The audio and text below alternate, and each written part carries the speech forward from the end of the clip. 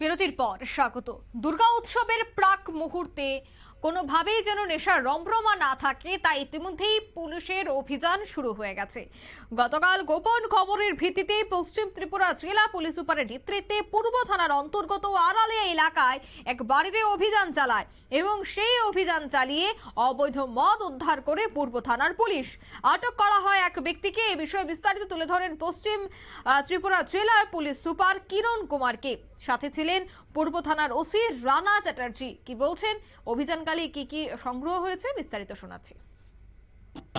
जैसे कि जानते हैं, अब दुर्गा पूजा आने वाला है, तो हम लोग सभी एंटी लिकर रेड्स और एंटी ड्रग रेड ये सब बढ़ा दिया है। तो आज ईस्ट केस के अंदर स्पेशल ड्राइव हुआ था। इसमें 2 लोग पकड़ा है।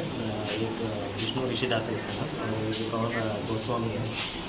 टोटल हमको ऑलमोस्ट 100 बॉटल्स फॉरेन लिकर मिला है। कहाँ से रेट हुआ? अरालिया से मिला है। एक्चुअली व्हीकल में जो स्कूटी में ले लेके होम डिलीवरी जैसे। सर ये कितना दिन चलेगा ये अभी पूरा पूजा का सीजन है, जो पूजा के लिए स्टॉक?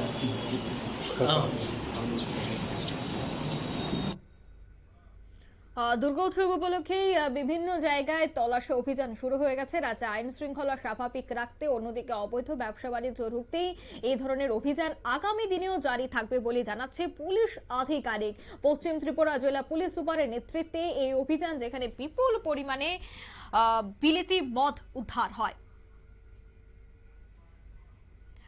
মূলত এই ধরনের অভিযান আগামী দিনেও জারি থাকবে এবং যে অভিযুক্তকে গ্রেফতার করা হয়েছে, যে নেশা কারবারিকে গ্রেফতার করা হয়েছে, তার বিরুদ্ধে কি ধরনের পদক্ষেপ গ্রহণ করা হয় সেটাই দেখার। কারণ এই উৎসব মরশুমে বেআইনি ভাবে, অবৈধভাবে মদ পাচার হয়, তাই এই বিষয়গুলি আগেভাগেই যেন রোখা সম্ভব হয়, তার জন্যই এই ধরনের অভিযান বলেই জানাচ্ছেন পুলিশ আধিকারিক।